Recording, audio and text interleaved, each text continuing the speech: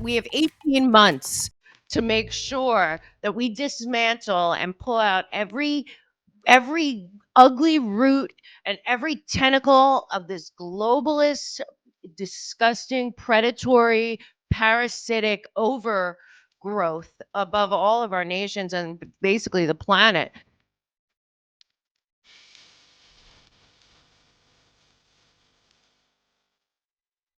The magnificent Mel K, as I call you. I'm so glad you're Oh, back to join me. Before last time we talked on this show was when I was just starting it, and it was Kamala's America, the nightmare scenarios, and you've done some live stuff at W&D, but you are just my favorite. I love you. And it's not just thank because you. you're just so beautiful, but you're so smart.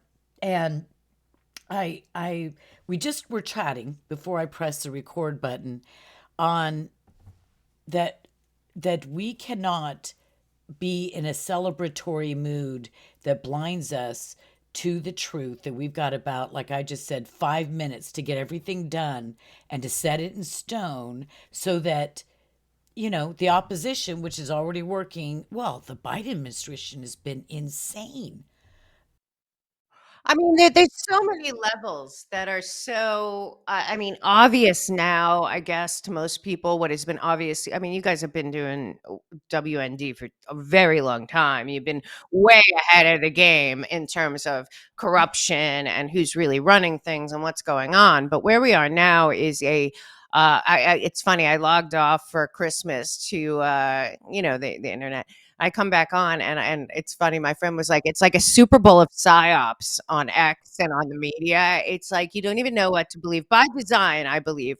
And then I'm coming on, I'm seeing all these battles about the H-1B visa and this and that, and I'm thinking, like, are people fully not understanding that we're all on the same team when it comes to humanity and God and the level to which we are given a small respite, a small sand in the gears, because the global billionaire oligarchy that I call the public private partnership and their banking friends are not just walking away.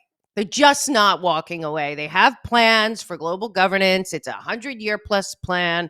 They're as close as they've ever been, as far as they've ever been. We have what I call the parent company, which is the global public private partnership. And the parent company of planet Earth is having their own battle above us, is what I see. And so there's a lot of chaos and a lot of circus and bread and circuses. But the truth is, the American people are standing for freedom and liberty. Liberty is the key word to what America stands for the entire world. And we have 18 months to make sure that we dismantle and pull out every ugly root and every tentacle of this globalist, disgusting, predatory, parasitic overgrowth above all of our nations and basically the planet, and return to a place where it's God's earth, it's God's people, it's God's planet. And no, I'm sorry, I don't care how much you love Elon Musk.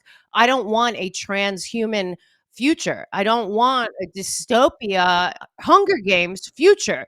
And that is what they're presenting. And to argue about H-1B visas and all that is to not understand that the digital public infrastructure is already built. They built it. Look at what's in China. That's for everyone. They built it for all of us. All in on it. So the bottom line is, does America stand up to the Constitution and the Bill of Rights and say, we're not getting on your digital public infrastructure, your Internet of Body, Internet of Things, uh, digital gulag, or we're going to walk right into the matrix eyes wide open and let down the entire world and ourselves and frankly God. So that's where we are. So if we're going to have psyops on Twitter of like MAGA influencers versus the big tech bros, well, then we lose. And I'm just so sick of losing. I completely agree, though love Elon, and I'm going to continue loving Elon. I think it's a misstep, and I think that I believe in redemption of the mind and the heart. I believe that it is not always immediate, full, and perfect. I'm still learning. I remember I used to be pro abortion 40, 50 years ago, right? I mean, Yeah. 45 years ago, let's just say that. I don't want to age myself too much. But anyway, so I think it takes some time to get there. And So I want to be optimistic. We are all on the same team. We do have to know that all of the pitfalls or the red flags, we have to be able to identify what the great threats are, because no matter who's saying it, because you could have somebody you like and that's saying something that they don't even realize that they're taking us down the wrong road. And we have to be more discerning. What I want to focus in right now is this. And then I do want to touch on the H-1B, because I think it's a very important subject, and I want to see if you tell me you don't think it's important at all to the agenda. But I believe, as you said 18 months, I was saying 2 years, whatever. I said 5 minutes. We have to not just do executive order changes, we have to figure out all the areas and the strategic, tactical changes that we make that can be set in stone, or take or bomb it back to the Stone Age, so that when they do try to rebuild, it's just gonna be take so long, and we'll be in the battle at the beginning instead of 100. Woodrow Wilson, FDR. Yep. I don't know who started the deep state, but we need to. So I want to find out what your prescription is for how the most important things that we have to do first, and they're the must-haves. They're not the maybes or be nice-haves. And and how we can do it. So, like I said, we bomb it back to the Stone Age, or we put it in stone in legislation that they can't loophole around. Right. I think the most important part is to identify who they are. Okay. Because we're at a place where we're way past the point. It's very clear to me what has happened in our country being captured. You're right. I believe Woodrow Wilson, but I think he was a puppet also. But I do have to say, like, we really have to be very honest about where we are in this country. And that's why I wrote my book, Americans Anonymous, because we actually do need a full on intervention, because people are addicted to the propaganda, and it's not an accident. It's obviously a psyop, but that the National Archives released in the last few days the evidence, even though most of it was burned and destroyed, of mass mind control, MK Ultra, Project Artichoke, Project Monarch. This is at the same time that we have this drone thing going on. If anyone thinks that the people that are running this don't know what's going on, and we're all surprised. No, I think what we have to realize is that the State Department of the United States of America and the CIA are one and the same, and they're more of a public-private partnership, a globalist leader in the world in what is happening than people want to admit. And their money bags over there being run by one of the worst people I think that has ever served this country, Samantha Power, at USAID and National Endowment for Democracy, and all the black ops that have come out from Mena, Arkansas forward. All of this is such high-level criminality. And then you take it back to Wilson and the Federal Reserve.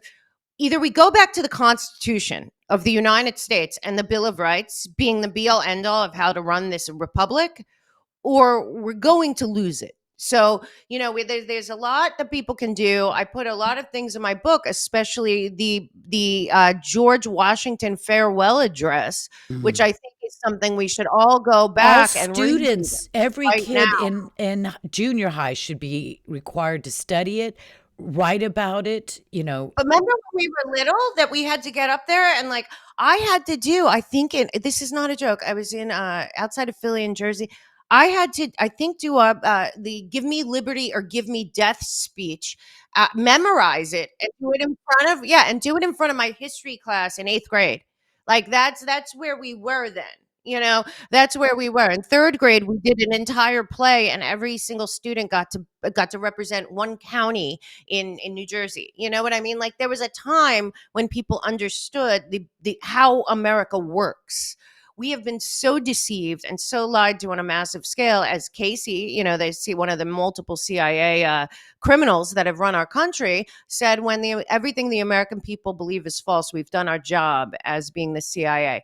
We have to be very honest that the CIA is an offshoot of the OSS. The OSS is an offshoot of the Third Reich, and what we are dealing with now. And I don't want to get into, like, the whole Jew thing that's going on. It's a total distraction. It's a total psyop distraction like everything else.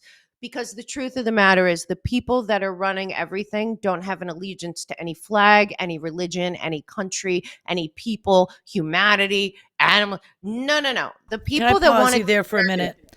Because I didn't expect to talk about this, and we're not going to like go into some deep dive and everything. But I thought that was interesting what you just said. I this I did an interview with Daniel Greenfeld of the David Horowitz Freedom Center. Yep. And it was really great. The guy's a machine. And Yeah. so we were talking about this Jeffrey Sachs interview by Tucker. And I think Jeffrey Sachs is a monster. I mean, he's just this little, guy, but he's a monster. And I was mentioning that the Jews rule the world is so out there and in X, and I don't blame Elon for this because it's all out there. You know what I mean? And Yeah. you just brought that up. Do you consider that to be kind of part of the psyops that Yes. okay, I just wanted to verify because this is how I feel and I can you just flesh that out a little bit because this is a bonus that I'm getting here from you. Sure, sure. I mean, my feeling about all of this, because I take it all the way back to B'nai B'rith and why the ACLU, the NAACP, all these subversive left wing groups that are really, I believe, spawns of the Third Reich, because I'm somebody who believes Germany lost, but the Nazi power center did not. And that they came through Argentina and Operation Paperclip, and that they continued to infiltrate. Like, I literally think the church committee should have been they made that whole church committee like it was a fraud. The truth is that JFK told us about the infiltration instead of invasion, guerrilla by nights instead of armies by day. Well, guess what? They killed him, and it's still happening. It got stronger after they killed him, because that's why they killed him. And Do you think anyone that that was a got in state the way. I mean the CIA state Well, state I think it's multiple layers. What I really believe is that for whatever reason, I think the State Department of the United States of America, that we've treated the Secretary of State and all of them, is really an offshoot of the Council of Foreign Relations, and that the CIA all this time was always a Council of Foreign Relations slash, Crown, City of London, DC, Wall Street. I made the Project. point. I interviewed Mitchell Baird regarding the Arab lobby because Oh yeah. you know the I mean the Israel lobby. It's just so over the top, And and it's so the easy. reality It's is so that the easy. Arab lobby is right in the State Department and all of these other departments within. They get their funding. They don't have to go out and beg anybody for money. And I mean, you've got the oil companies, and I'm totally pro drilled baby drill. But what I'm saying is there are all kinds of public-private partnerships within our government that are funded to the tune of billions of dollars at USAID. Is it USAID or You have to dig into USAID, National Endowment for Democracy, and the Carnegie Institute for like International Peace. that The is bottom the Arab lobby or the Muslim lobby or the Marxist lobby within America or all three? Right, and we have to understand on a massive scale that the Muslim Brotherhood is just as powerful as any other group. And the idea that right now Turkey just played the entire world, in my opinion. What is going on is Turkey, and don't forget, who are the two longest serving world leaders? Putin and Erdogan. Okay. So if anyone doesn't fully understand the massive scale, and as for the whole Jew psyop, I will tell you that there are some very, very horrible, of all religions, people. I mean, we can say it about any of them. But what I believe is that there are people that are not Jews. They have Jewish last names, all that. They have nothing to do with Jewish religion, whatever. Like a Soros who said it out loud, or other people. I always say I spent 22 years in Hollywood. Everyone says the Jews run Hollywood. I say every Jew I know in Hollywood is an atheist. So what I am going to tell you is that there are people that have, I believe, constructed the idea of anti Semitism and Islamophobia and white supremacy and all this stuff to protect themselves. So these are the people, there are people like, I don't know if you've ever talked about the MAGA group on here, which is who I believe Epstein worked for. This was, and the member, the Bronfmans were all mixed up with Nexium and Hillary Clinton, and we had Epstein all mixed up with Les Wexner. And there's this group. They go back long. They're the World Jewish Congress, but I do have to tell you that a lot of those people really pushed, just like the ACLU, just like the NNAACP, just like the ADL, this idea that they were protecting their own. But in my opinion, I think they were protecting specific people that funded them. So if you look at, because everyone can point at APAC and ADL, but why aren't they pointing also at CARE and at the Muslim Brotherhood foundations, and how Ilhan Omar and all these people got inserted, and Obama and Valerie Jarrett's backgrounds? Why aren't we talking about? But at the end of the day, it's all going to come back, in my opinion, to the CIA, and that is because we have been brainwashed by a Hollywood offshoot, which is also part of the CIA, to believe that these are heroes working for America. They are actually working for, I believe, the State Department of the global public-private partnership that has betrayed this nation for decades. And it's just time to be really honest. The American people are blessed with not only the idea of liberty in our bones, but also the ability to take out our founding documents, the Federalist Papers, all the work these men did for 20 years, and really they went through every kind of thing and really get back to basics of Well, the since the government. election, I got to tell you that I agree that we have to be realists and we've got to roll up our sleeves and get to work, that the work just is beginning, the fight, the war. But I'm still walking on, 3 inches above the ground. But I will say this, that when we won, when Trump won, I realized something about America that just made me so happy. And Mhm. that is that because of the foundation that our founders built for us and the culture, almost like the DNA. I don't know, Yes. can a founding document be actually put in your DNA so you just birth people like that? Not really, but the point is the DNA of this country is such that we could come back from a cliff. If she had won, or Biden another 4 years, I really believed and still do, that was it. It was over. And maybe we could have dug ourselves out, but when we were able to overcome this monstrosity that we were faced with, this existential threat of existential threats, I realized, you know what?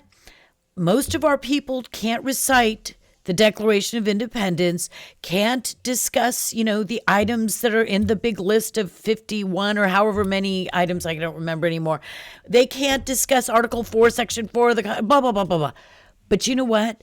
There's something so deeply ingrained in our psyche, our culture, our way of life, our unified understanding, and this is what we have to guard against, that we Right. could come back from that, because by all odds, I think it is against all odds that we did. And so that made me happy, because you just said something. You said, we've got this document, right? We've got this document. We still have it. We can go back to it and say, oh, yeah, I can learn about that like that, and we can turn this whole thing around. Yeah. I mean, that's the truth. And I'm friendly. Well, I love Cash Patel, and I've been friendly with him for quite a while. We toured the country together. And I said to him one time, just one on one, like, this is way before Trump even won. I said, well, what would our plan be? We got a plan, because I watch the lawfare guys. I watch Eisen and Weissman and McCord and these demonic characters at the Brookings Institute.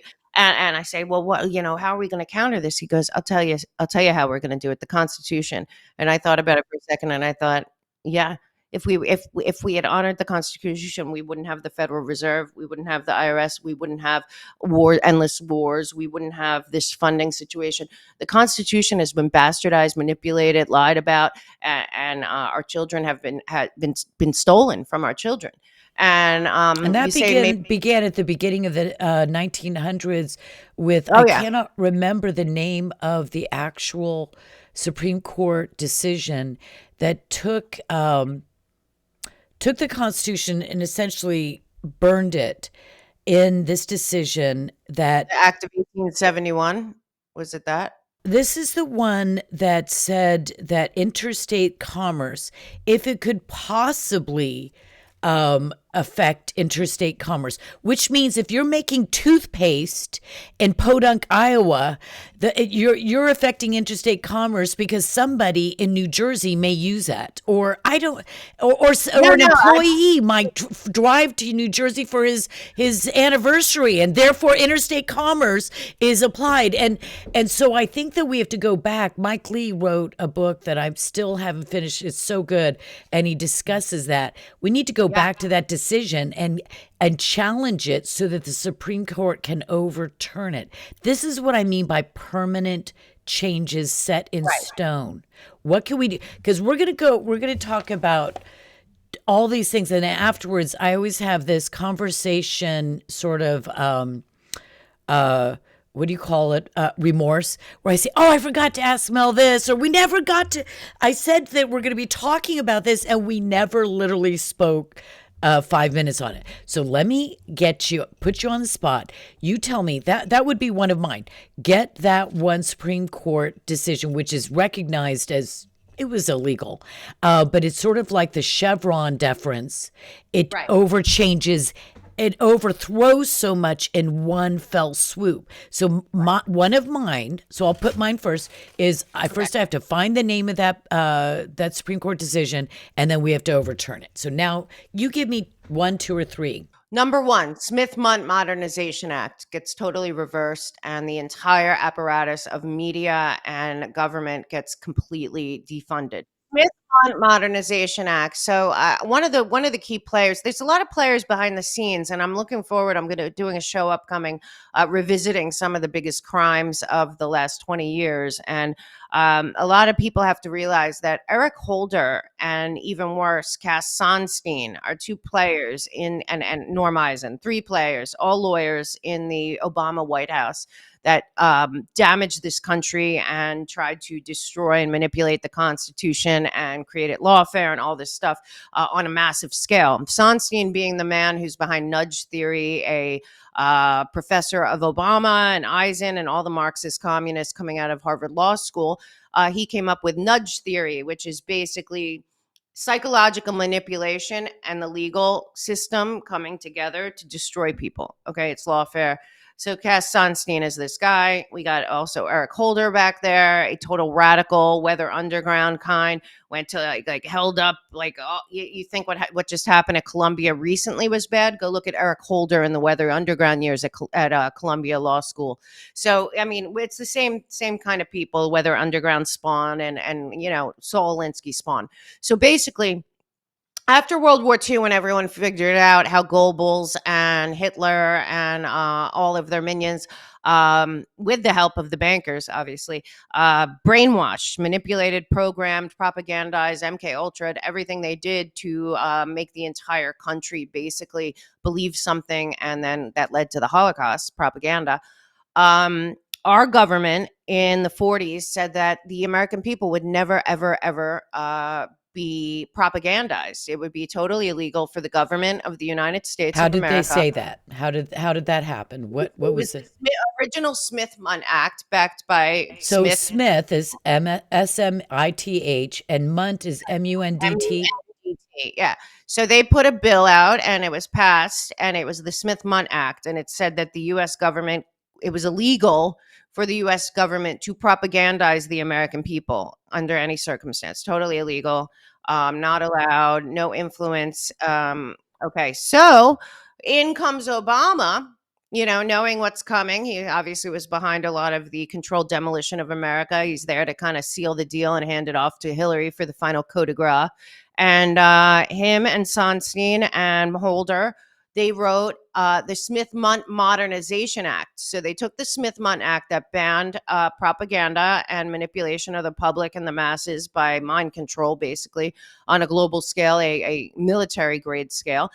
and they reversed it, and they said that if the president of the United States found that it was important to propagandize the public, that not only would they fund it, but they would fund it to the tune out of USAID and other groups into this government broadcasting thing to the tune of $800 million spread out through the government to a bunch of PR agencies and Hollywood production companies and other people, including the mainstream media. I think a lot of this through the CFR, to propagandize the American people if the president of the United States saw that it important to do.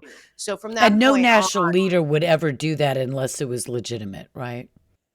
no. I mean, 100%. But Obama made the military grade manipulative propaganda that turned Germany into the Holocaust legal in Right. So, America. so my point is that Only in the some 40s, people would want to. Yeah, go ahead. after World War One, I mean two, sorry, after World War II. So what we're talking about, 45. Is it Truman that signed this into law? I think originally, yes, and I believe it was during Truman. But this came after a lot of hearings. It came after the Nuremberg trials, I believe, where people were talking about how the radio and the media that was available at the time, newspaper, radio, and public figures, all of that, literally put the entire German, populace into like a mind control transform. I don't know if you know this, but they did the same thing when Hashemi al-Husseini of Palestine, who was the leader of Arabs in the Palestinian Mandate, when he went to Nazi Germany, he was put in charge of their radio program. Everybody in the Middle East had radios after Right. this started, and every single day they would listen to him say, kill the Jews, this pleases God, it pleases history, and you will be blessed, kill all the Jews. And this is what they spread out in Iraq, Syria, Palestine, Egypt, all over the Middle. Every single day, all the Arab families were listening to this. So that's what you're talking about. So we recognize after Nuremberg, after things came out about the Holocaust, the death camps, all of this, one of the ways, or the chief way, that the German people could be brought into mental subjugation, into this horrific nightmare that was the Nazi dream. Now they decide, well, we're going to preempt this. Smith and Mundt said, we're not going to let this happen to America. And apparently the president agreed. So they signed that into law. We're working along just very fine until Obama comes into office. And he and his Marxist compatriots put together a bill. It's not an executive order. It's an actual bill that they got Congress. No, it's a bill. Yeah. And so they call it the modernization thing because since Congress people do not read these things, they just have their 22-year-old assistant tell them what it means or read the headline, the modernization. This is why we have to end legislation that has fake names on it. So then they pass it. He, of course, signs it. And now, I don't know if that was 2012. It's 2012. It was 2012. But think about what's happened since. We had the pandemic since. We had a stolen election since. We've had the biggest fraud of the media in this country in Russiagate. All of it came after that. Because why? Because a lot of the media is involved. A lot of them are CIA, FBI, infiltrated. And that's not whatever. a conspiracy theory, though. I will say this occasionally I do. A criminal conspiracy is against federal law, so obviously conspiracies exist if you can go to prison for it. Okay? That's just my stance on it. So this criminal conspiracy, if 30 years ago somebody just said to me, oh, well, the CIA has actually reporters and broadcasters that are CIA agents, or whatever they call those that they, bring in and have us undercover. It would almost like, what are you talking about? The CIA wouldn't have, but the numbers are massive, are they not? I've seen congressional testimony about it. The CIA is the world's manipulator. I mean, we need to kind of look at it. Came from the worst two people, the Dulles brothers, honestly, but it came right out of Nazi Germany. We have to just start being honest. The OSS became the CIA. The League of Nations failed. The UN came up. They all came up together at the same time with that ridiculous German Marshall Fund that was totally used for this globalist Okay, we experiment can't that go we were off on that trying. because we could literally speak for 7 hours. And But first and foremost, every American citizen should know about the Smith-Mundt Modernization Act, and that has the no one people that are challenged running it? Is the there no bill right now before Congress? Why? Because I know about the Smith-Mundt Act. I didn't remember the year. It was blah, blah, blah. I didn't remember all the details. But people talk about Smith-Mundt, this modernization thing. Why wouldn't the right people in Congress have already put a bill before us so that us, themselves, to overturn this? because they needed it until now. How did these people get away with that? I believe that everyone from Maggie Haberman to Rubin to everyone at CNN and MSNBC, everyone that's been terrorizing this country with toxic hate and ugliness and just dividing us. I don't think the money's that. Everyone thinks it's a CCP or foreign infiltrate. No, no, no. I think it's the CIA and whoever they work for, which I believe is the Global Public-Private Partnership. Do you have And any idea? Does anyone have any idea besides the CIA's assets that are to the tune of hundreds of assets in media, at the New York Times, at the probably Washington more Post, at ABC, NBC, CBS? I don't even know if they have one at MSNBC. Who cares? They've got them everywhere in the most legitimate mainstream regime media. So beside that, I'm trying to envision what kind of propaganda psyops they're funding, and is it is it by hiring a myriad of these private marketing promotional PR. PR Yeah, companies? that Yeah. are aligned with them. And then what Yeah. kind of product are they putting out? Are they putting out movies and documentaries, Yeah, and they're funding bot farms to? everything, everything. It is total like, you look back, and I think we talked last time about the Project for a New American Century, like, total domination militarily of the world with those same lunatics, which include Cheney and Rumsfeld and Wolfowitz and people that we once thought were the good guys. They're not. But I think we have to look at the idea that if the country is captured, how did they capture it? And there's multiple things. One is this Smith-Mundt Modernization Act. Okay, you asked me for a couple of them. There's also most well, people won't maybe know about this, but Eric Holder, a total radical Marxist from Columbia Law School, who held, I believe, the dean of Columbia Law School at gunpoint in a riot Shut in when up. he was You mean in when he an was insurrection?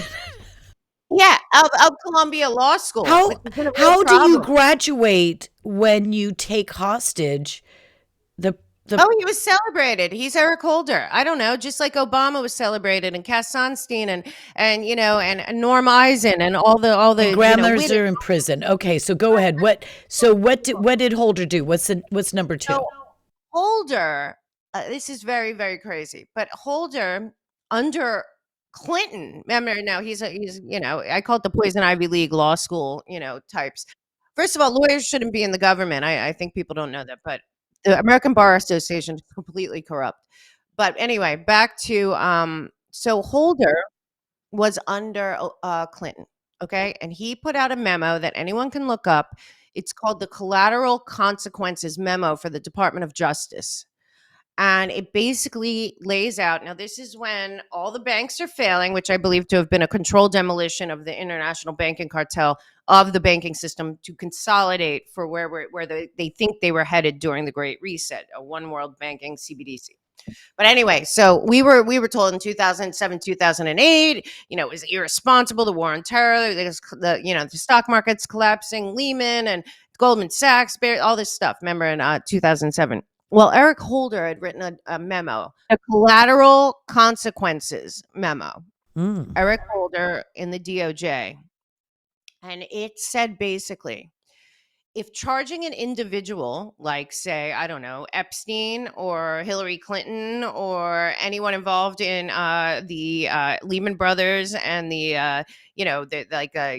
what's the Margin Call movie, or the Barry that show what happened on Wall Street for real, um, that if it would cause too much disruption to the public, then they could not charge the individual, charge and fine the company. So nobody went to jail for the collapse of the 2007, Is that 2008. why? Yes, that entered in Barack Obama. It is So a because Barack memo is now essentially, there have been famous memos going back, 100 years. Yeah, During World War II, there are all kinds of these famous memos, and they form a sort of a policy doctrine or a right. mindset, a strategy. But then we talk about capture. Then then what, when they get a taste of this, they're captured, they like it, and so therefore it becomes the status quo. It's almost like a law, a Well, regulation. and it's very mafia like. Like, we don't call them government gangsters for a problem, so this means that the DOJ, and don't forget who was involved, the Weissman and Holder and Chris Wray with Enron and all these fall guys, Enron, even Madoff, other people. A lot of these people were fall guys. The real criminals were never even, like, considered, like Jamie Dimon. You're telling me that that Chase paid over 11 billion in fines, but nobody went to jail? What you just said is that these great crimes are committed. Huge fines are allocated or given, and but then the people do go to prison. How can you do something that is so bad that it allows for $11 billion fine or whatever you said it was, but there's no criminality, no one is charged, no one goes to prison? And this is this I don't even think it's two-tier system of justice that we have. I think it probably goes down 3, 4, 5, 6. I mean, if you're a grandma, of course you're going to prison. But so what you're saying is this is what it allows for. It's too big to fail. That's the whole concept. Too big to Yeah, fail, too exactly. big to jail. Exactly. Exactly, and it's in every realm, and it has been used over and over.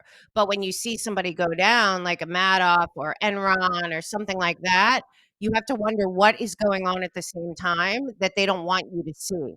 But this is why Hillary Clinton wasn't charged. I believe that this collateral consequences memo is what James Comey used to say nobody would charge Hillary Clinton. I think it's that the Clinton Foundation, the Clinton Global Initiative, the Jeffrey Epstein operation were too big to fail because too many criminals in our government were involved. So what we're saying Yeah. here, though, is Kash Patel Yeah. has to take office, and wouldn't this be one of the things that he would want to look at? And but see, I want to go deeper. How does a memo survive from? Did this go to Clinton or was it Obama? This It was collateral. written by Eric Holder when he was in the DOJ under Clinton, and then when Obama and Holder got in, they started the National Security Division.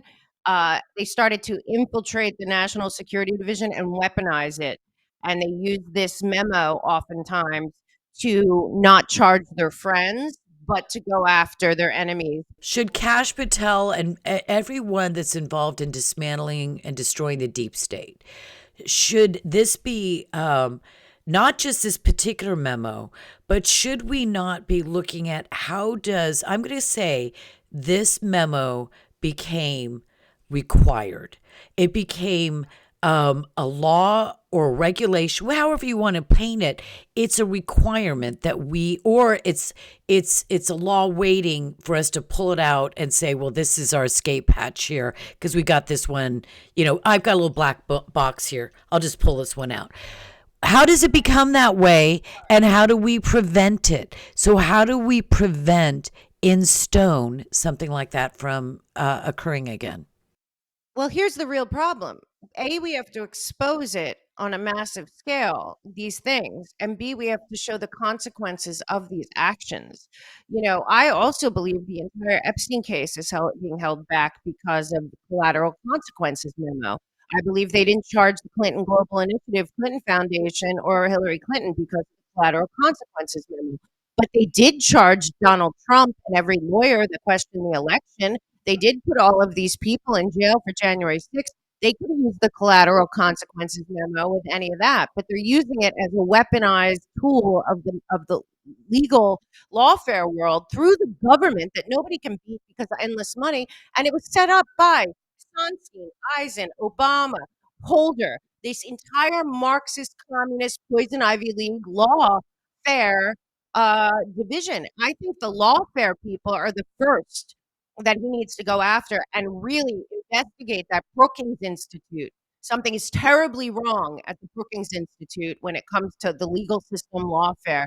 Norm Eisen, another one. But honestly, everything, this entire crossfire hurricane, everything that happened, I believe that it goes to this. Don't forget, Bill Barr did not allow any investigation of the FBI, the CIA, or any internal mechanisms in the State Department or anywhere else of anything having to do with Russia. Nothing. It, Durham was only able to look outside the government, and Weissman Mueller were trying to prove that there was Russian interference when they knew that there wasn't. So we had a criminal operation from 2016 to 2020 with the stolen election that was in our faces. There are many of these things. Smith-Mundt Act, the collateral consequences document, and then the last thing I think of Let me summarize that one little point here. One, we've got to declassify, though, right? I mean, there's got to be whole. Say that again. I said classification is key. 100%. Declassification. Okay. We have to declassify. I assume that what we have to do is fix the FOIA system because they are hiding things by misspellings. And the FOIA system, you actually have to go to the actual department that you know that this document might be in. So you can't just do a FOIA over the whole, like a huge segment. You have to do separate FOIA requests. Well, how do you know which department or sub-department or sub-department is it in? So they've built barricades up, but this is all about transparency. Somebody said, really smart, I think, I don't know who it was, not too long ago, that if Trump does this before the election, if Trump does all that declassification and lays it all bare from JFK's assassination, etc., on, and just opens it up all the files, that in that one fell swoop, it will change America forever, because when people start finding out what the CIA and other intelligence services, American AID, State Department, whatever, when they know the truth, it will be so burned into their minds that it will change everything. And I think that is my number two then. Because you've done two, Yeah. I'm going to say that's my number two. And then you think we have to go, you do believe, and in your number two here, you're saying that we should go after these people, expose what they did, but you didn't tell me how we prevent it from happening again. Because in 4 years, 4 years, 8 years, 12, whatever, they just come back in and write another, consequence memo, collateral consequence memo. They write another thing, and then we're all start again. Can we do more to prevent Well, it? I think the most important thing that we can do, and this is everyone out there, is to understand that we need all external influence out of our nation, but it's not in DC. They infiltrate it everywhere. This is why I put together my whole book about Americans Anonymous, is because every single person in America should be looking around their community, their local area, everything, and finding the tentacles of these globalist, billionaire, oligarch, public-private partner, NGOs, contractors. The reason our country is in trouble is because we're being looted to the tune of trillions of dollars into these globalist organizations and their banking system, because they're using our compassion, our empathy, our goodness, they are making us fight each other when we are all really on the same side. We And are so, all on the same side. There's you just a know, small minority that really wants to, like you said, pit us against each other. I think that many of these things, when they start declassifying documents, oh I yeah. think I'll find a lot of liberal people. My sister-in-law's in her 70s. She loved Obama. She was such a Democrat. She was a Democrat's Democrat, right? We never talk politics. But I'm telling you, this woman is a MAGA Trumpster like you have never seen before. That switch, a 70-some-year-old woman can switch from an Obama loving left wing, well, I don't know, left wing, whatever, Democrat, and see the light. And I think that that's what could happen if we declassify and we just throw everything open to the Yeah. American people. And Transparency. yeah, and another thing that we really need to do is we need to bring home our troops around the world that are in countries where they are not wanted, where they are not doing anything Is of that your benefit number for us. three? No, my number three is I think we have to do a deep dive investigation into the embassy in Ukraine.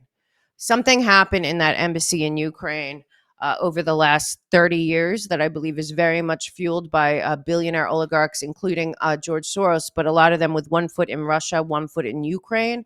But that staff that were involved in the Joe Biden years in Ukraine and with John McCain and Klobuchar and all those people that were down there in 2017, because I think our CIA and our embassies around the world are wreaking havoc that the American people have no idea about, the American people don't benefit from, and are really betraying our country and the trust that our country has in the rest of the world. There's something terribly wrong at our embassies, and that is because the State Department, I believe, to be fully captured, and I think the State Department is an arm, sadly enough, or it works in tandem with the CIA, which I believe to be the biggest black ops, but also a regime change, traffickers of many, many things. This has been going on for decades.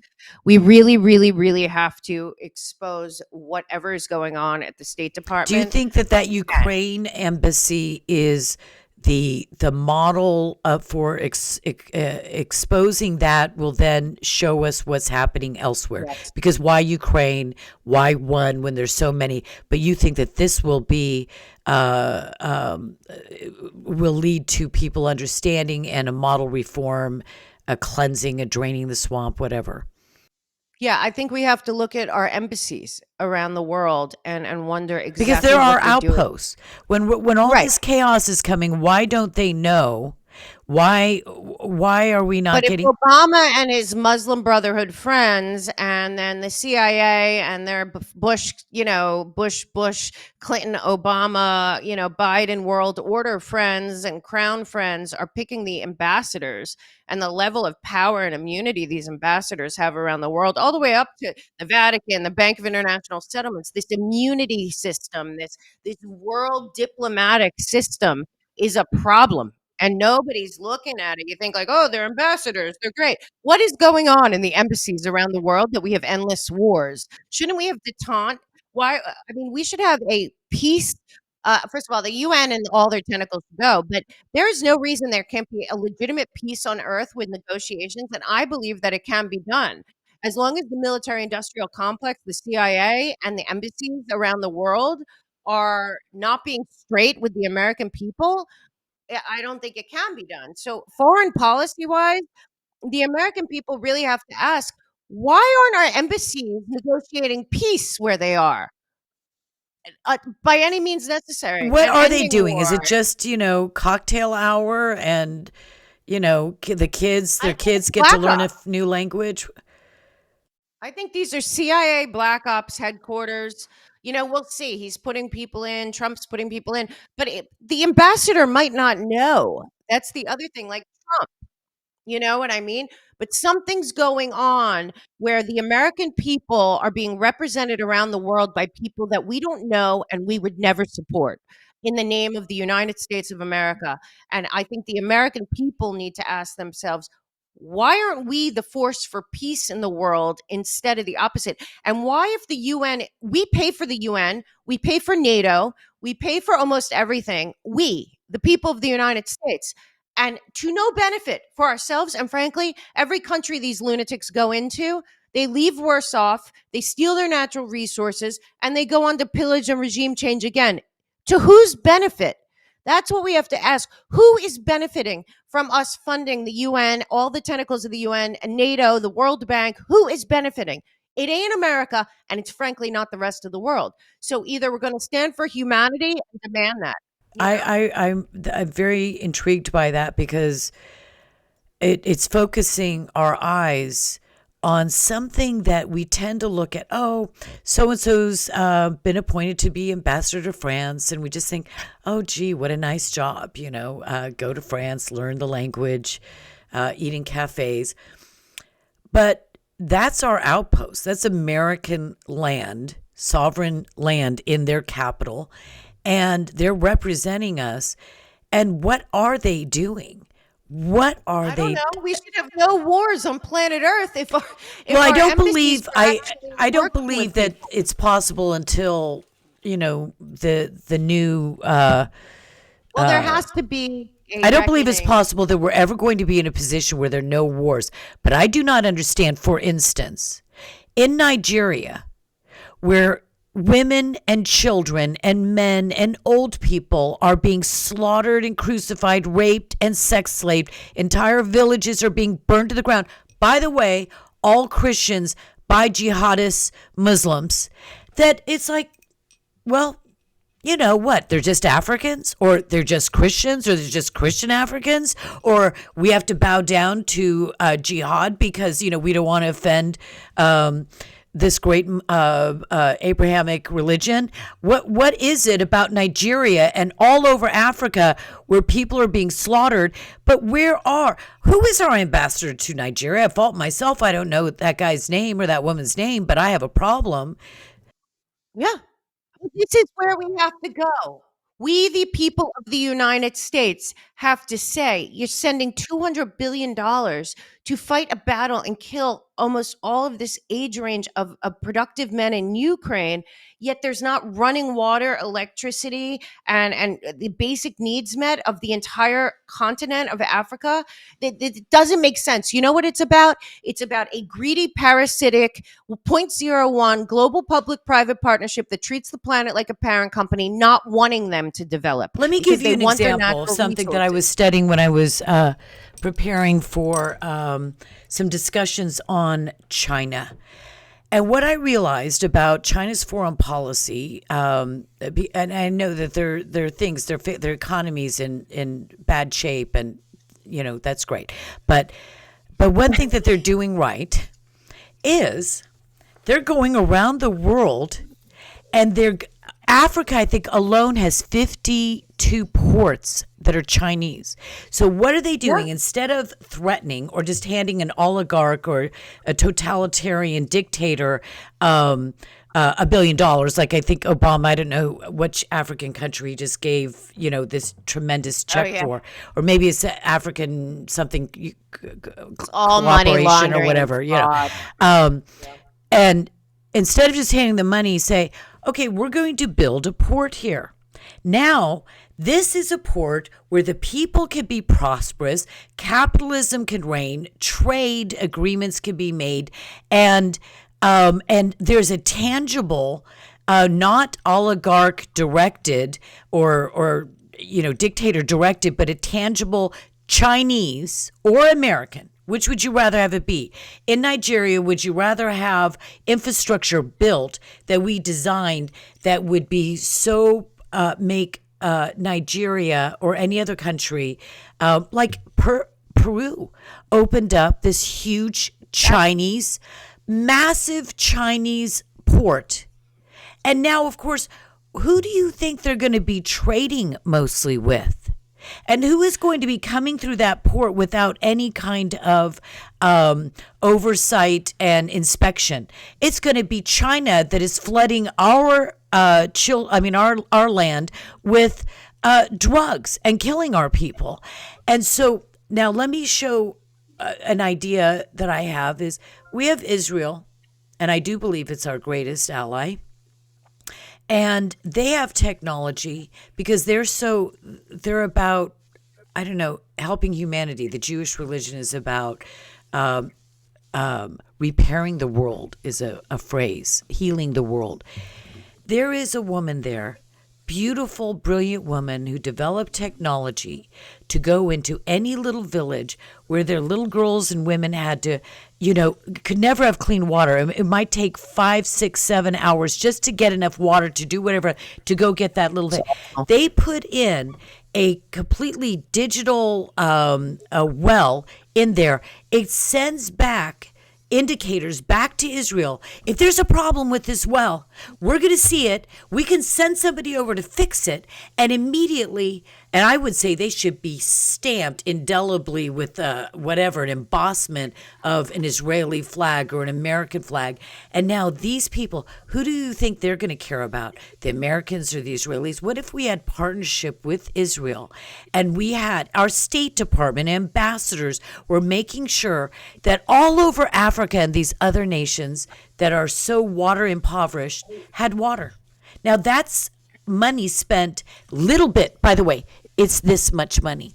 That's the problem. Yeah. Nobody gets rich off of it. Well, the bottom line is that again, we have been usurped and captured by a global public-private partnership that believes that they own all the natural resources, and they do not want any country in South America or in Africa to thrive and be an independent nation of borders, language, culture, and pride and prosperity, because then they might lose the control of the natural resources under the land that they've captured. Now, what you're talking about is the Belt and Road Initiative. While our lunatic, Eisenhower worn military industrial complex / Wall Street parasitic class continued down the path of the Project for a New American Century with militarizing the world and being the world's policeman and putting 800 bases all over the planet and all this. China went around the world capturing all of the transportation infrastructure and all of the ports and all of the lines, because the Belt and Road Initiative is China's military plan, because China controls the entire transportation from China to here and back, almost every port. Because while our country was building weapons and military bases all over the world and, going after color revolutions, because I believe, like I said, the CIA, the State Department, and the military industrial complex are a entity unto themselves that really don't care about the United States of America, or certainly not we the people. China decided to go out there, and we would have built ports that were far better, worked better, were much more efficient, all of that. We would have built infrastructure and all of that. We didn't. We built weapons and military bases all over the world for no reason other than to empower and I think financially benefit the global public-private partnership military industrial complex and their banking partners at Wall Street and in the Bank of International, the World Bank. So we've given $3 trillion to the United Nations. And don't forget, NATO, we fund also, which I believe to be the one world military. And now, we can't pull out of NATO. Pull out of NATO. We should kick everything from the United Nations, make it go to Brussels or Switzerland, all of the tentacles out of every part of this nation, because that $3 trillion has gone to complete and total corruption and failure and money laundering. If that money was going to developing nations, the entire continent of Africa and South America would be thriving with clean water, vegetation, with electricity, with consumerism, with education. But it's not about that they're African or they're South American or they're Latino or black or white or no. It's because the banking cartel that runs planet Earth with the UN tentacles and the original people who stole America with the Federal Reserve and all of their tentacles have made it this way. Well, We live in a very, very upside down world. I'm going to call President Trump. Maybe we'll have Marco Rubio, and it's like the four of us. We'll have some coffee, whatever. And so we're sitting down, and we can't talk really fast. We have to say a few short things. On your last one about the Ukraine embassy, what would you think President Trump Marco Rubio should be doing about the embassy specifically? What do they tell their ambassador, who should not just be a really intelligent, photogenic person, but somebody who actually can dig into the weeds and know what's happening in that country? How would they? How would he say we're going to run embassies differently? We're going to get reports. We're going to give them a mission and requirements. I'm making this stuff up right now. I'm just riffing off of what you're saying, but like we start off with investigating Ukraine's embassy. Firstly, who does that? And is anybody working on that and talking about it besides the brilliant, magnificent Mel K? And then what is the new mission for these embassies, and how do we get, I mean, I don't know how many embassies we have out there. I know we don't, there are a lot of embassies, obviously. How do we get them all in line and get them on the right track? I would say this. I think John Ratcliffe is going to be the head. He knows what's going on. I would say that he wants a full Oh, list of every single CIA operative, CIA connected agent, FBI agent, anyone in intelligence that has any kind of office or involvement in every embassy, with a see, list of that. that's the perfect first step. Go ahead. Take them and say we don't need intelligence in our embassies. We need peacemakers. Let's pull every CIA agent, every spy out of the embassy system day, like in the beginning. Get an But what we do apartment. You need don't to need do, to be in the embassy. If we're going to do that, should be entirely separate from our embassy. We're giving them too much real estate, too much infrastructure to work as if they've set up a little America with all of its intelligence bureaus and deep state right yeah, in France or that's Nigeria or what they're wherever doing. else. The State Department, which is totally corrupt to the core, with the CIA and State Department and the USAID all working together for, I believe, the billionaire oligarch international, you know, World Economic Forum, UN types. But that's a good way. But also, don't forget, Rahm Emanuel has been running the embassy in Japan for the last 4 years. And Zig Brzezinski's other kid, besides Mika, is running the embassy in Poland.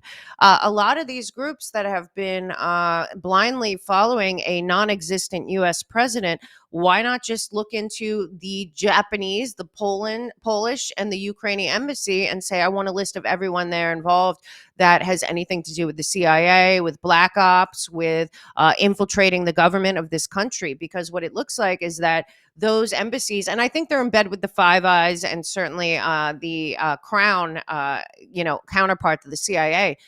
Those embassies probably have a lot of information there to dig into. Just do those three that have been obviously fully infiltrated by the Obama regime, and it'll lead you there. But we need to really realize that the rest of the world would like to see America succeed, but they would also like us to see us hold the people that have done things in their countries accountable, because And they I know think we about it. should, because you know what? Our friends should be our friends. Our word should be our word.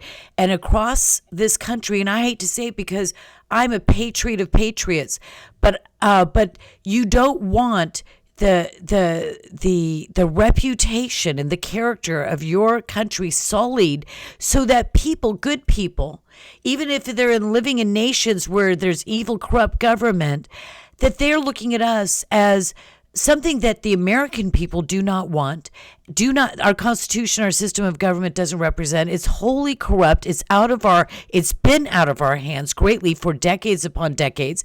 And we want to restore and repair a reputation. We don't want to just stand, well, wait a minute, we're America. So, too bad for them. They better respect us in spite of what we say and do. I want America to be strong, but I want America to be admired. And I want To people have to, integrity and to an be the beacon integrity. of light and freedom and liberty and truth and transparency. It is the deep state, which is actually, I believe, the like I said, it is a very obvious collection of billionaire oligarchs that are above our government. But even more disturbing is, I believe, something's terribly wrong with the post 9/11 Patriot Act, unconstitutional Patriot Act, DHS entire blob the entire lawfare crew, but very particularly something is terribly wrong in the State Department, USAID, and their grant making and their international National Endowment for Democracy program.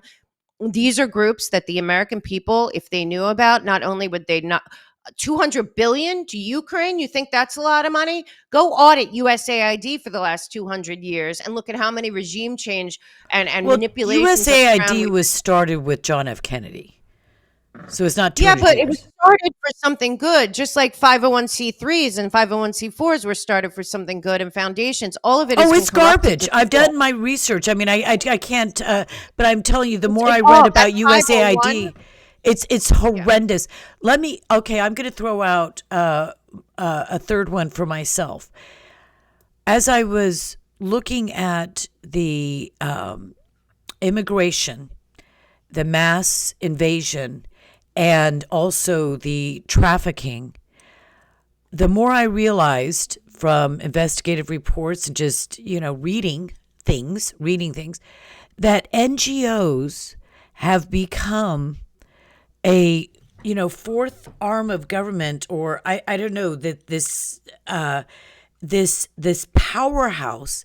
And what hit me is that NGOs are actually the ones that are bringing in, they're using American money. So we're taking American taxpayer money to the tune of billions, which is shocking, giving it to non-governmental organizations that may be out of a country in the Middle East, a country in South America, maybe in America, maybe from anywhere, China. We're giving it to this non-governmental organization, and then they are doing illegalities. They're subverting our Constitution. They're subverting our laws. And what happens? Now, the person in the government that hands over the money to them, one, there's really no accountability because, like, oh, I didn't know they did that. And they, in this last 100 days or whatever, 90 days of Biden's administration, I started reading reports where he's giving, say, $3 billion to a nonprofit, an NGO that was just established late this summer. So a nonprofit that just pops up, a pop-up nonprofit, suddenly gets $3 billion for, say, climate change, because, that's so important, existential there. And now what happens? They gave the money to an NGO. If they gave it to a government department, we could pull that back.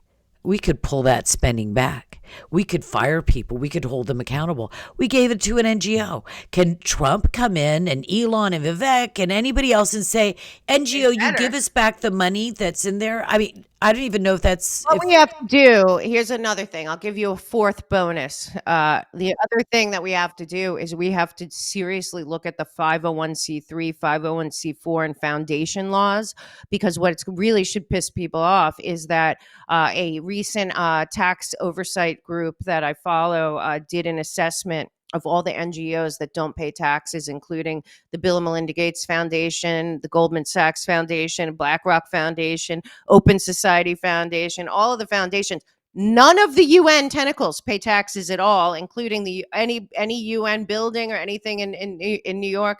None of it pays taxes. $13 trillion of no taxes out of the 501c3, 501c4 model, which was really created by the Jekyll Island crew that created the Federal Reserve, which is the Morgan family, the Warburg, all the original families that were involved in that. Yeah, so the Carnegies, the Ford Foundation, all none of those foundations pay $1 in taxes. Okay. And what are they doing? They are circumventing our country, because then they give out grants to Black Lives Matter, to the Southern Poverty Law Center. or child trafficking rings that are bringing over tens of thousands of children to be raped. Right, right. So it is that 501c3, 501c4 foundation get out of jail free card that goes right back to the guys that stole our country through the Federal Reserve and the IRS. All the same bubble, all the same bubble. So 501c3, 501c4, and I believe this also for churches, synagogues, and mosques, that one of the biggest things was Johnson put in that tax exemption to control them. If a church is do or a synagogue or a mosque is doing their job, their congregants will keep it going because they believe in it. This 501c3 it needs to go. Go for There should churches, be not synagogues. one I George agree Soros. 100%. If I give to a church or synagogue anywhere, why do I need? If I'm What giving to it to stay God, there? it's supposedly not my money. I'm giving it to God for it to be used for His purposes, and I need a write off. I just No, find that. And what is that doctrine that? bastardization of it too. That's not Oh, what tithing was about. Was the IRS? right. No, but I mean the Johnson, not Johnson. Was it LBJ? Who put? It was It was LBJ. LBJ. Okay. Yeah. So LG, what is that called again? Do you remember? I always forget. It's a very mundane thing, but it was about controlling the It churches was and from synagogues the and very beginning. It was about controlling, this is and what it happened puts during what it COVID. does is it artificially shackles a pastor, for instance, from saying you need to get registered to vote. We have to, we have to be against this kind of thing because we're Christians, and this is something fundamentally against the faith of our fathers and who we are and the scriptures or whatever. Because they're afraid that they're going to lose their 501c3 tax. Right, and also don't forget, it was Holder and Gensler and Obama that weaponized it against the right with the Tea Party and all of that. But you got to remember, we were all given a flashlight during COVID of the pastors that took the money and shut the church, and the pastors that even after that continued down that road, or whatever religious sect. The bottom line was you weren't getting that PPP money unless you closed your church. So a lot of people closed their church. You know what I mean? So so we saw that. We saw that. So we really, again, this all comes down to if the will of the people of the United States of America understand. China is 5,000 years old, okay? America, not even 300 years old. We are still the founders. Stop talking about the founders. America is still finding its way towards a more perfect union. We are the founders. What do we want for the future? I'm a founder. You're a founder. Everyone doing shows like we're all founders. Donald Trump's a founder. We're figuring out our way forward. What do we want for this, not just this country, the world? We We want should to start being restore it. We want to restore the foundation of our country, the founding documents and laws of our country. Let's take a moment to talk about this H1B, and there's the O1B and the T and the XYZ, whatever. It's more than just H1B. I think this is absolutely critical. When I started looking at the numbers, when I started seeing the corruption of this system, it blew my mind. Yeah. So, do you have thoughts? Anything going through the current system as it stands is corrupt to the core. Okay. So we have to understand that. So, of course, this is being used. The problem is that since we were infiltrated in our school system to the point that we've gotten to a place where they are, socialist, Marxist, communist, LGBTQ plus, BLM, divisive schools, and the teachers unions are totally also part of it.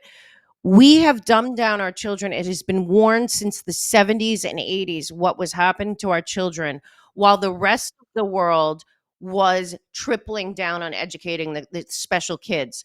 Look at what we've done to our children. So, first things first is the whole argument should go back to the level of education and investment we're putting into our children, which is a disgrace since the 80s. It's gotten worse and worse and worse. So, first and foremost, I think about that. Second, I think people don't fully understand that the digital global infrastructure, AI, all of that stuff is already built.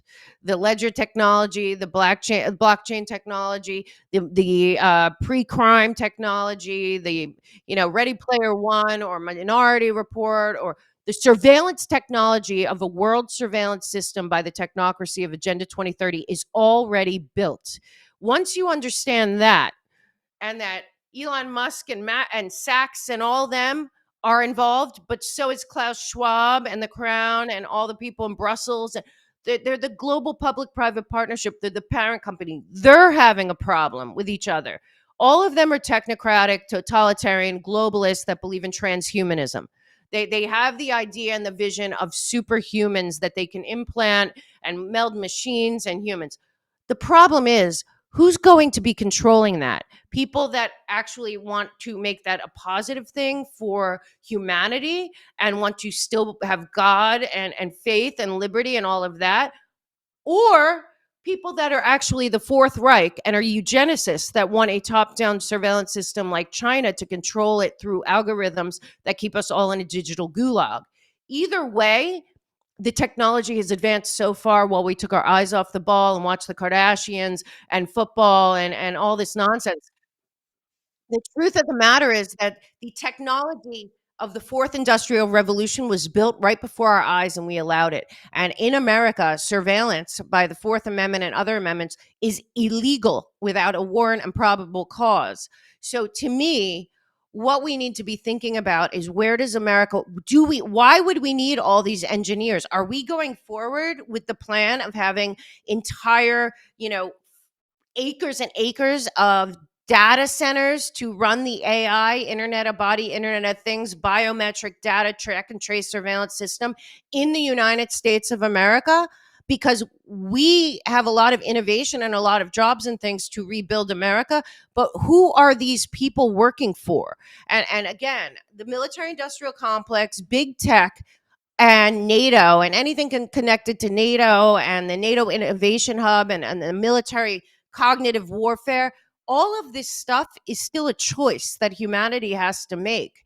But in the meantime, they've put trillions of dollars into the track and trace surveillance system that only Americans, Okay, the but why American isn't people. that one of, because what I fear, I don't know, I'm not I'm not scared, but what I'm concerned about is this.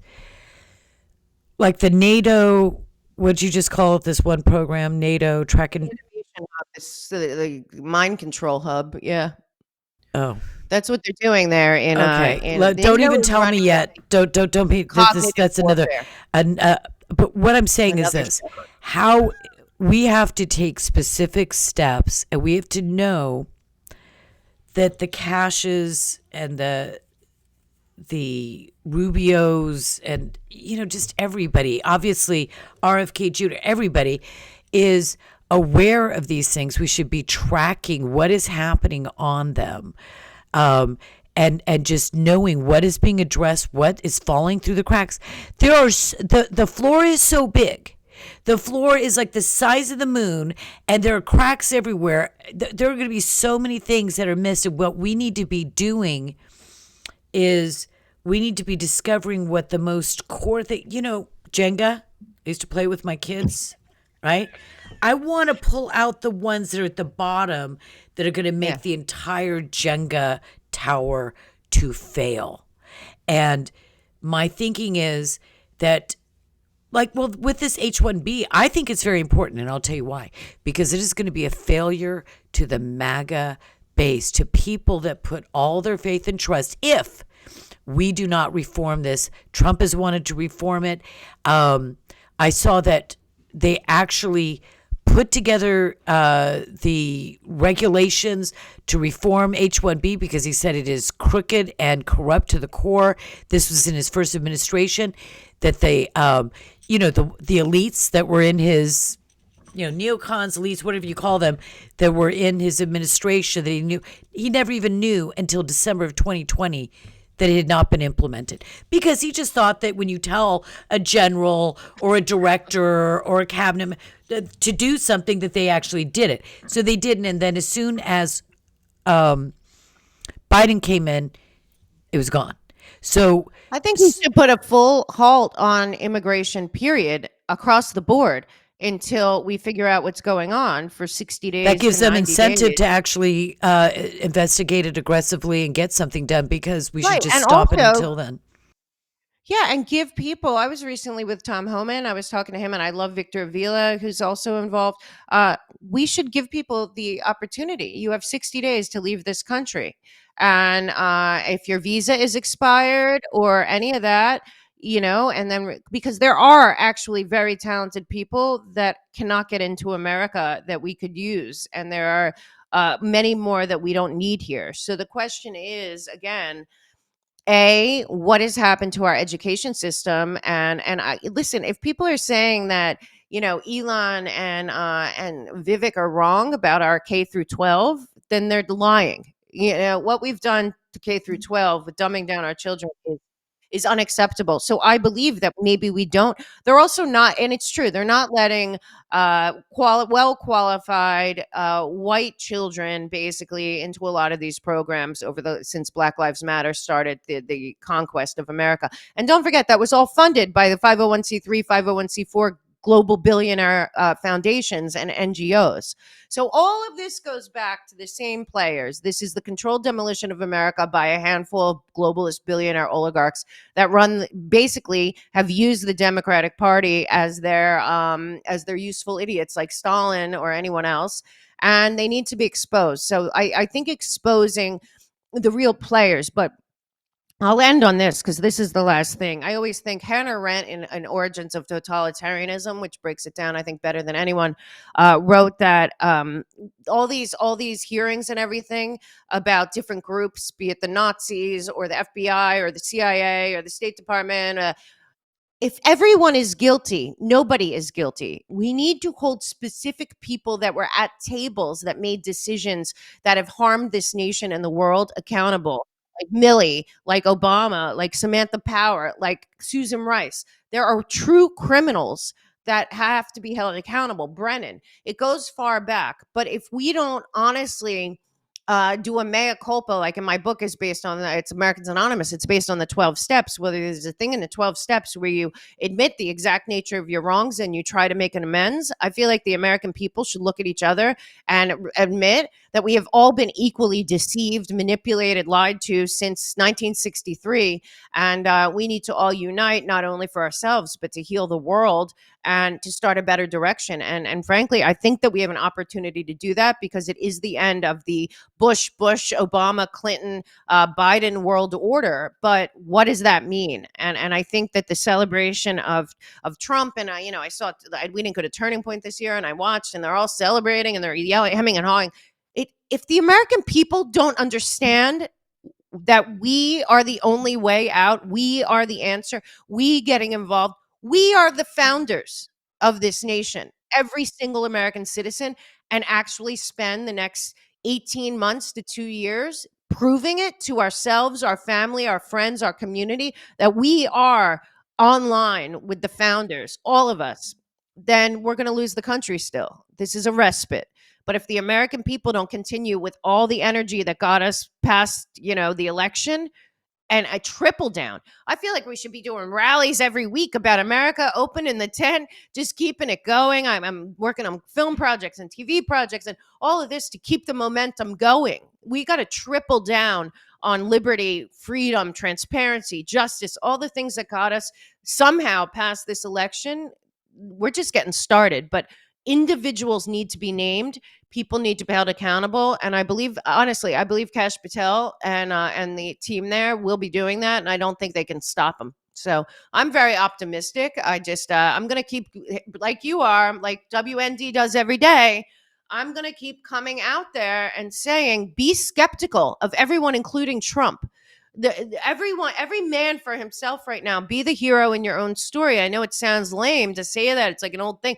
It's real right now. There is a biblical situation going on, and I feel like God is giving everyone the spark to say, who are you and what are you made of and what do you want to leave behind? Some people don't care, but a lot of people like you and me do, and I think we're going to make a big difference. I'm going to end there because that was so perfect.